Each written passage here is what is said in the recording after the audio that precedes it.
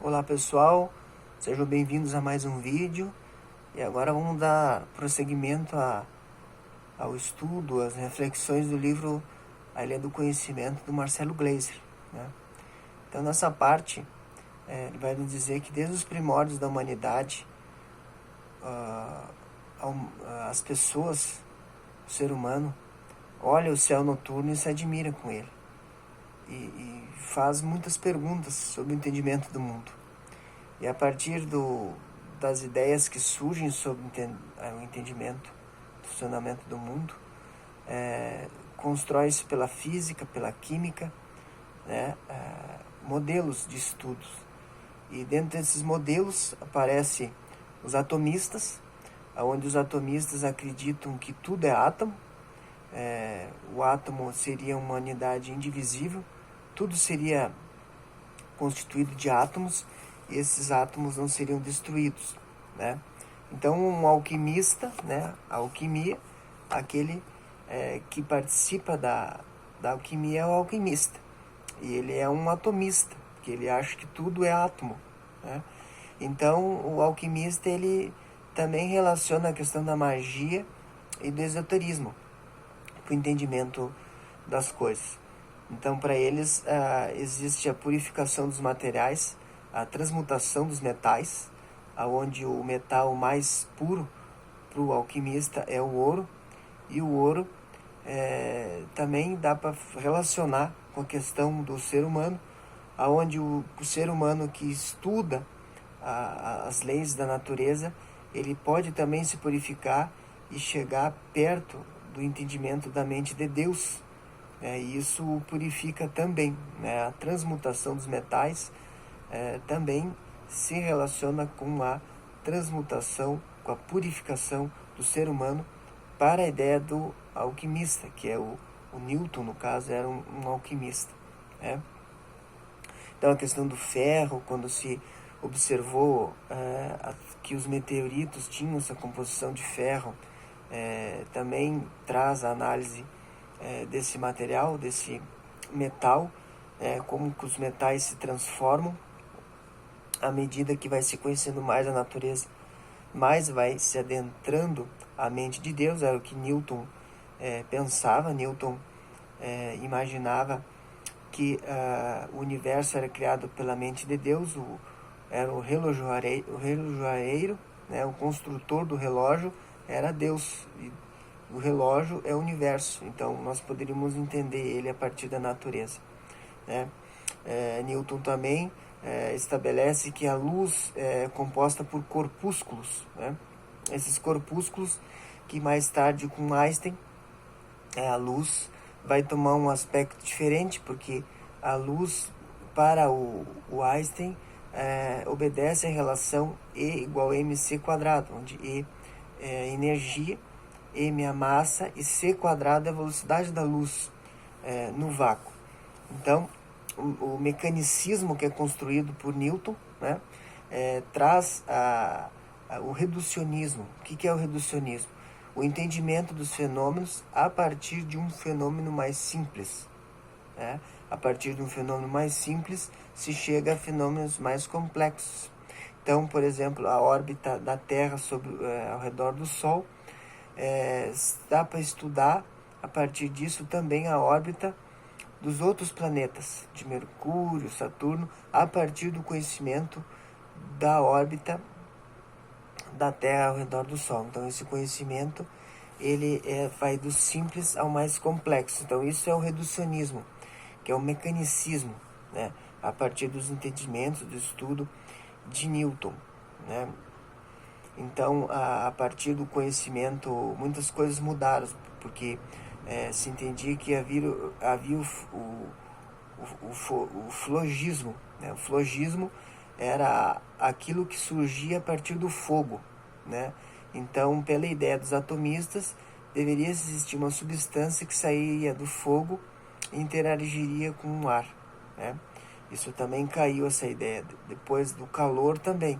O calor de dois corpos que têm temperaturas diferentes. Então, o que tem maior temperatura vai transmitir calor para o outro corpo de menor calor. Isso se achava que era uma substância que fluía, né? Com os estudos, né, a partir da modernidade, a partir do que vai se evoluindo na física, o calórico não existe mais, né, que seria essa substância, o calor. Então, o calor ele é um processo devido à diferença de temperatura entre dois corpos. Então, ele é um processo, não mais uma substância, como era a ideia dos corpúsculos, né, da luz de Newton, né? Newton não estava tão errado, né, desse corpúsculo, porque ele também fez contribuições muito importantes para a física, né? Então, depois do entendimento de Newton, vem o entendimento mais ampliado da luz, né, que é onde a questão da luz são campos de ondas, e esses campos de ondas produzem uma vibração no meio, né? Então a percepção das coisas vai sendo diferente, né? Vai maximizando a nossa visão sobre a natureza, né? Porque nós percebemos as coisas ao nosso redor a partir do que a luz reflete, né, no objeto. Um objeto verde é porque a luz branca reflete naquele objeto verde, né, e chega até as nossas retinas, e a gente consegue entender, perceber aquele objeto a partir do que é refletido neles. E nós não evoluímos, nós nos adaptamos a partir dessa percepção. Em outros mundos isso será diferente? Possivelmente será diferente em outros mundos, porque a natureza da luz é diferente. Então nenhuma outra espécie, por enquanto, até onde nós conhecemos, pode viver em outro planeta. Né? A nossa espécie não pode viver em outro planeta, porque nós não temos a mesma configuração do que nós temos aqui, né? Mesmo os morcegos que usam a ecolocalização, né, e alguns peixes usam a luminescência no fundo do mar, eles também se adaptaram àquele meio, né? Os morcegos e os peixes também se adaptaram. E nós também, nós nos adaptamos a esse tipo de observação da natureza, né?